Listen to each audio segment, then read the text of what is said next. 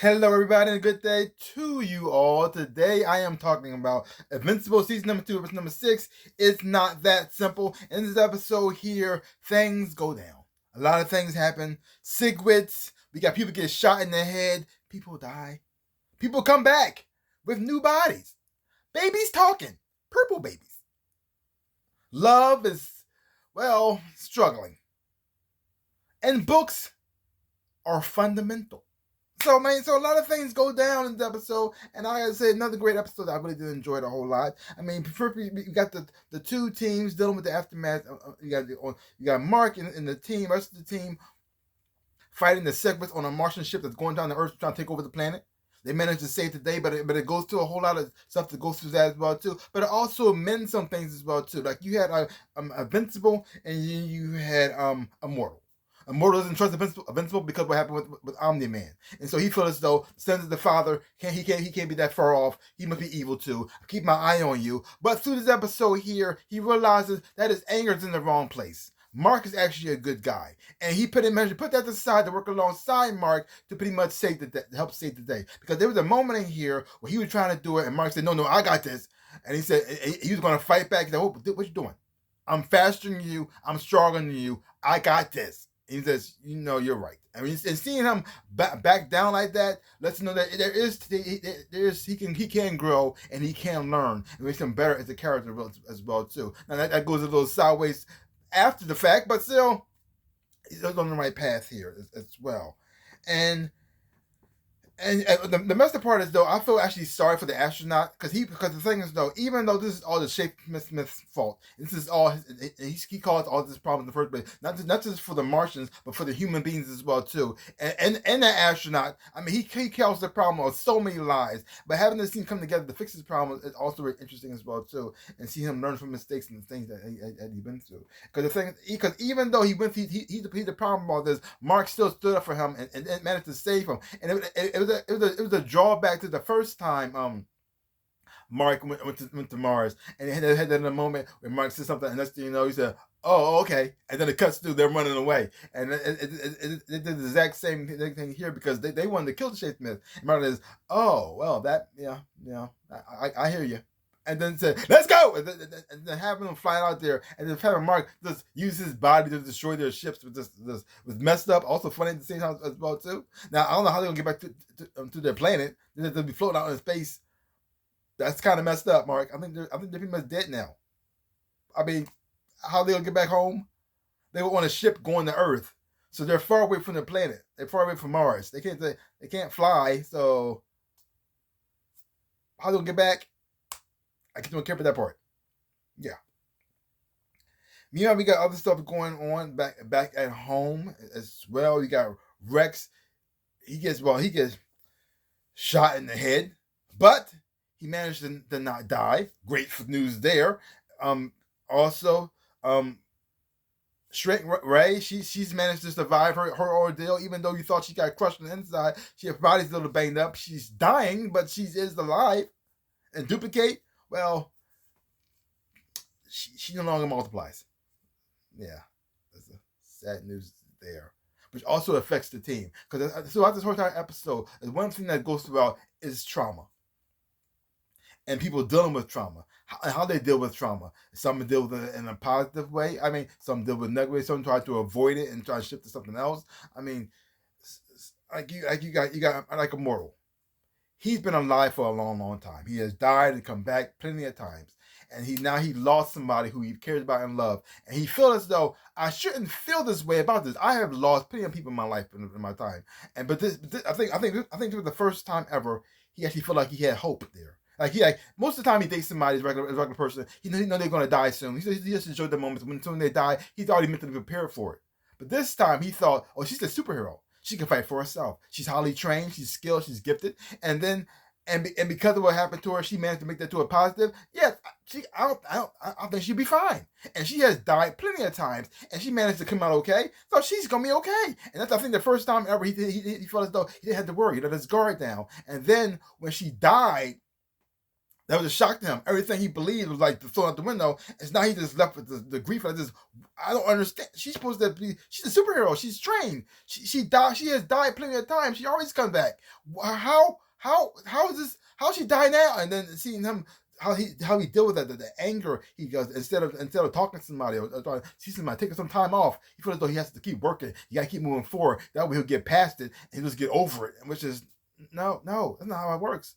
He's trying to avoid the trauma by bearing it, but by doing that, it just comes out of anger. He's taking it on people he doesn't need to, like Alan, who everybody loves. Everybody loves Alan. He's amazing. And then we have all the trauma that Mark is going through, and now he's got to deal with his relationship he has with Amber. Even though he does love her, he can't be for her like he wants to be for her, like he wants to. And he ended up getting advice from Art. And then you got Amber going to Eve. Thinking she can get some kind of advice and some things, though she wants to be with Mark as well, too. But at the same time, she knows he can't be there for her all the time. She got to take a back seat. She's not the number one. Him being a hero is always going to come first. And the best part is she has to accept that. But then she feels guilty because she doesn't.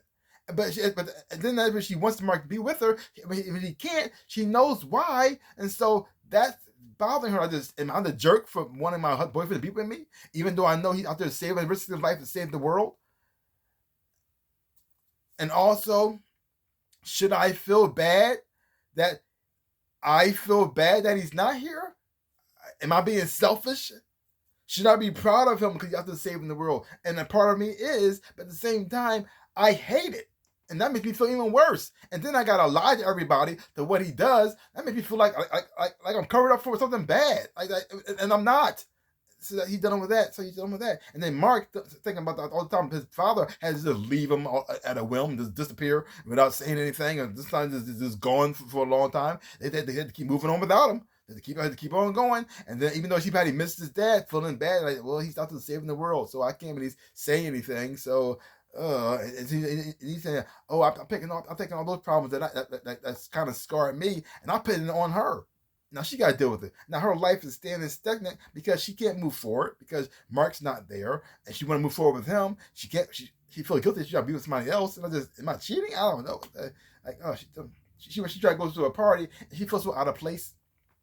It doesn't even make any sense. She can't even enjoy it. And you already know that they're going to break up, but it's got to go through this first because they're trying to make it work, and it's just not. It's just not going to. Yeah, because either way, somebody's going to get hurt, or even worse, somebody might get killed. And then we have the whole relationship going on with Will and Rick. That's a tragedy right there, but also it's happy and sad at the same time. Rick is back, yay! Will got his boyfriend back, great. But at the same time, Rick is messed up. And he might be messed up for a long, long time. Like, I don't think he even knows what they did to him. I don't think he even knows he's pretty much a cyborg now. I don't think he knows. Does he know? I don't know. And having memories gone, stuff is about too. And also, I don't think they eat anymore. So seeing people eat around him, he's not feeling hungry. I guess his brain still, as much as could be intact as they possibly could. Does he need to sleep? How would he?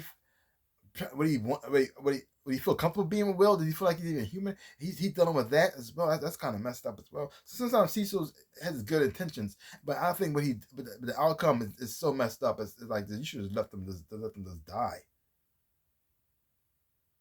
Ugh. And then even Donald, he's still dealing with the trauma of that. But throughout the darkness and all the other things that's going on here, there is some hope in here. There is a little bit of light at the end of the tunnel. Nolan looks like he's turning to the bright side. I mean, yeah, he's going through the crap right now, but it looks like he's turning away. Thaddeus reveals that the island that he's the Viltrumite, and he also turns against them. So he wants to get Invincible on that side as well too. Invincible, even though his third, I guess, encounter with Alan then start off a little rocky because Emerald got in the way of that, but he managed to give Alan the books that might help them fight against the Viltrumites because they look like his father was Nolan was like telling everything that actually can hurt them and actually think that actually can possibly kill them, which actually as well. So that's some great news there. And also, out of all the messed up stuff, all the things that's going to happen, all the people getting shot in the head and coming back, people getting crushed and crunched and all that stuff as well too. Uh, Oliver, the baby, the purple, Nolan's baby, has a name, Oliver, and he's starting to talk now, which is great. So there's still hope, rebirth, amazing. Things can turn around. It's not going to stay dark forever. Are they going to go through a lot of crap? Yes, because we got Anthony Levy out there with his brand new suit on, and now he looks like he's about to start some trouble in a messed up way. So it's going to go through a lot of crap though, and I like the titles because the thing is though, the first title is all like in black, but you look like starting to revert back to the original title that it was before, and it's like and the blue looks so bright. So I mean, there's yes, it's gonna be some darkness. Yes, it's gonna be some messed up stuff coming, but it's gonna be some light at the end of this tunnel, and they are gonna make it through this. They may not make it through perfectly. They may have suffered some trauma. They may go through a lot of crap, but they will make it through this. I'm looking forward to seeing that. I'm looking forward to seeing the journey. As messed up as it is, I'm looking forward to seeing it. So leave comments down below. Let me know what you thought about this episode of Invincible, because I loved it. How did you feel about it? Are you looking forward to going on this journey, even though it's emotional trauma and makes you go through a whole entire roller coaster, but it's worth it. Leave comments down below. Give my channel a like, hit the thumbs up, shaboop, and subscribe to my channel and share. I really do appreciate it. Also, links down below. Connect to my social media. You want to find me there. And also to my store, but also my shirts and socks, everything else and whatnot. This is one of my shirts right here. This is my bunny shark or shirt, a rabbit shark shirt right here. Many others as well.